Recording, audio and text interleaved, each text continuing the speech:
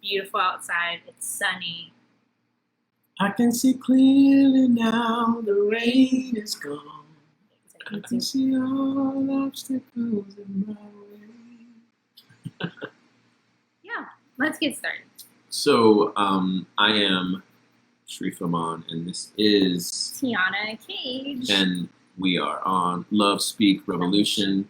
Thank you so much for joining us. The topic for today is grief and loss. Yeah.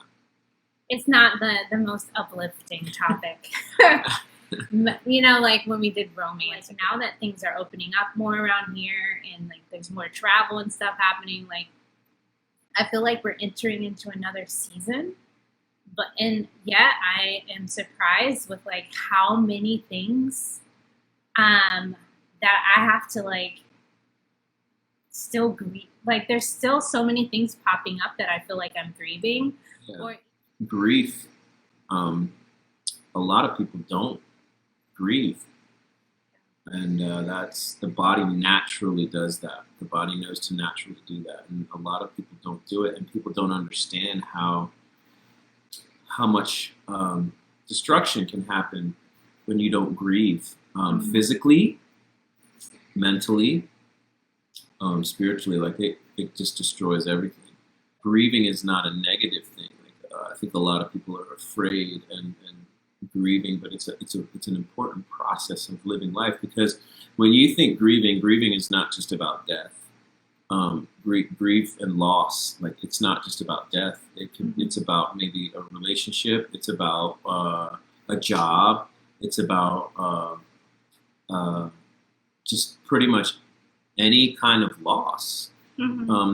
For something that you went through and meant something to you is hard, and it's challenging, and there's a process that we need to embrace. And I personally have been one of those people that ran and pushed it down, and now I've been in therapy for 13 years, facing and dealing.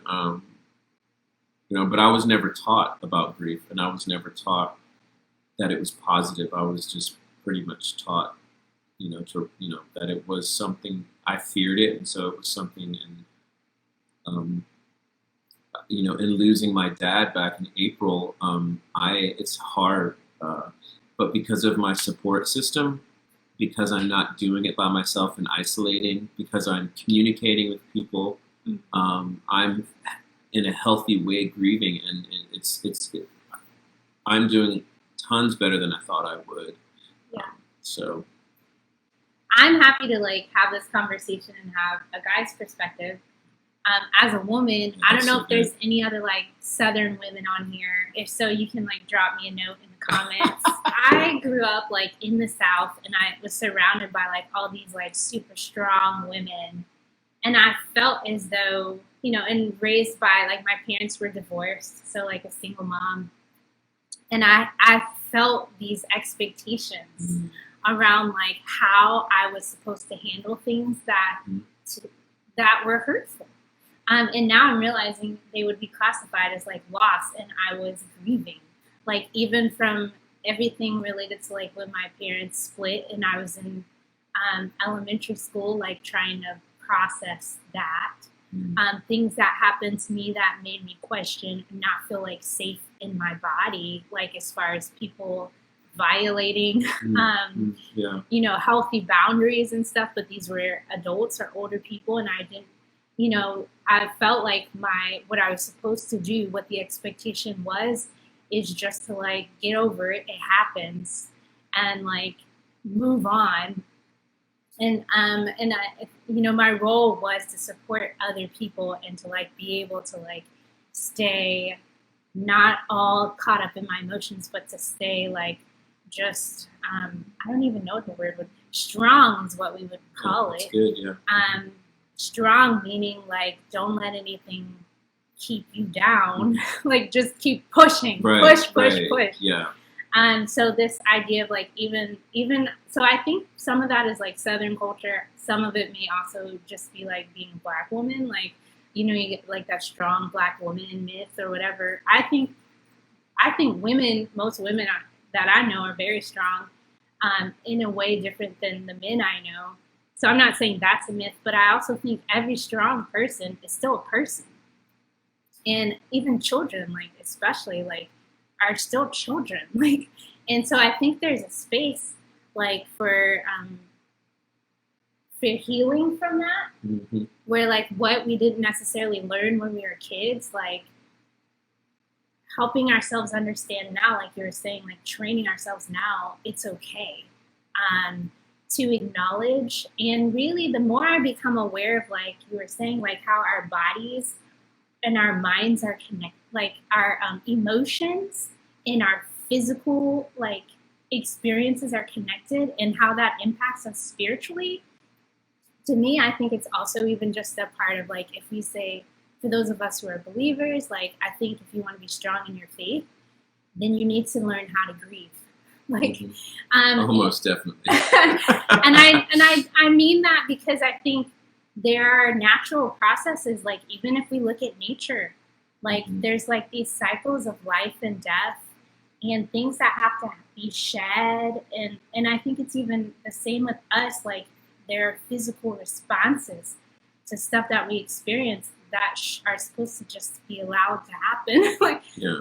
We don't get stuck in them, but we need to be able to move through them so that we can continue forward in the cycle and not get, like, when we suppress, that's not helpful.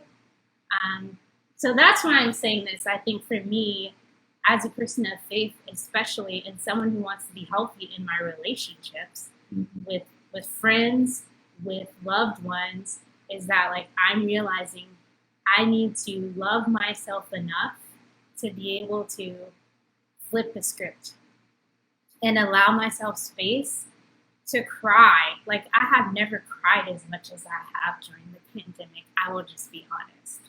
And I think it's good, but other people might not be criers. That's fine. I didn't used to be, except for when I was at church and we sang, like, a good gospel song or something. But now I just realize, I think, because of all the stress our bodies have been under, like, it's good for me to allow myself space to experience that. And it also makes me more compassionate, I think, when I'm seeing other people who are struggling too, like, that I'm not telling them, oh, just, like, stuff it down, but I can, because I'm in myself okay with me grieving, then I can be, like, a safer space for other people to grieve and not feel shame in my presence, like they have to hide. As I have always been, and those of you that know me know that I'm very emotional. Mm-hmm. And growing up, like, I was so shut down and rejected, of course. My testimony is insane. So, so being a man, I grew up into, like, the suck it up, don't cry. Are you a baby? Like, so basically I was shown, don't show emotion. Like, if you show emotion, that's a sign of weakness. And it was disgusting to me because, like, are you being a girl? You're being like a girl? What does that mean? Like, what, like, is a woman a lesser being because she's emotional? Like, my head was all like, what's going on, right? So I just connected. I have tons of female friends because they understand me. And guys, it's changing now. Over the past, like, 4 to 5 years, it's been shifting and changing in society. But when I couldn't even really talk to guys, I couldn't even really have, like, I could talk, but there wasn't any, like, intimacy and emotional. Like, they didn't get where I was coming from. So that dynamic that you're talking about, yeah, it's very different. But we're shown the same things, but because we are two powerful beings, like, being shut down on both sides, it's like we're not operating correctly. I think it came out of, like, being in families where a lot of men weren't around. So it was like women had to be the man and the woman, like, mothers and still today. Yeah, I mean, even when there's men around, to be honest, like, but I'm just being honest. The dynamics. I told so many friends on Father's Day, females, Happy Father's Day. Yeah. I'm just saying.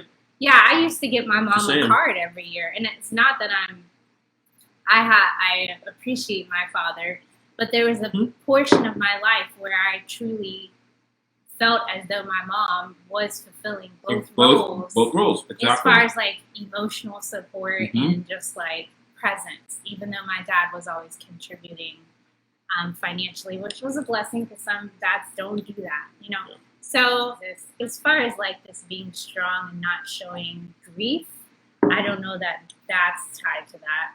But I think more so the part that's tied to gender, I think, is like not feeling as though there are people who will protect you and people you can trust. Yeah. As far as like men, it's like it's just you and God, and what it looks like to be a person of faith. It's just to like muster it up and like just pray about and keep going. Which there's a comment here about leaning on the Lord. I think that is completely true.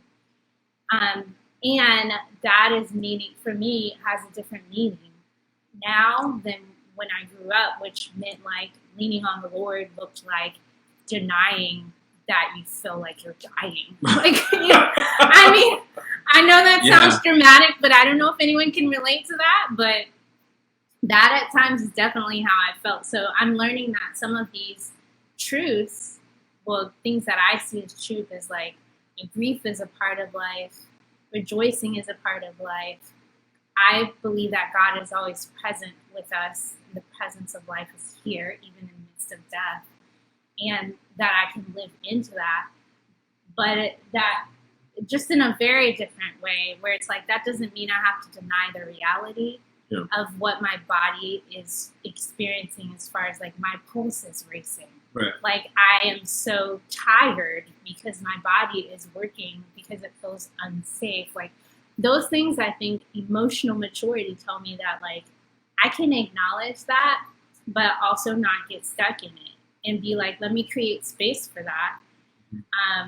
In my relationships, try to find healthy people who will create space for that and like be like, Tiona, did you eat? Like all these things that acknowledging what is. Yeah. So that then I can move through that and then actually be able to talk through what's happening and like pray and be fully present in my prayer. All of that to me works together. Yeah. We even see it, biblically, if you're a believer, we see that Jesus, he knew grief. Like we see it several times. When Lazarus died, Jesus cried. He was upset. He was grieving. And that's when he even knew he was going to raise him. And even that time, like he's like looking out over the city of Jerusalem and thinking about like all the ways that he would love to be able to like pour into the people and knowing that he's not going to be able to because they won't let him. Yeah. And I think in that moment, that is like a time of grief for him. Right. So I don't know, just kind of looking at everything and looking where we are. I mean, this past year, when you were pretty much grief, I think Mike Tyson, everybody. And when I say Mike Tyson, I mean the punch and the ear bite. I mean, just totally like, because everything was shut down. You were locked in, so you couldn't run or hide, and everybody got hit with grief. And liquor stores went up 300%. Like we saw all of this stuff happening. And there's a lot to be said for this past year and where we're at as a society, and facing grief and loss. Because in this year there was crazy loss. Crazy loss on every level. There was crazy loss.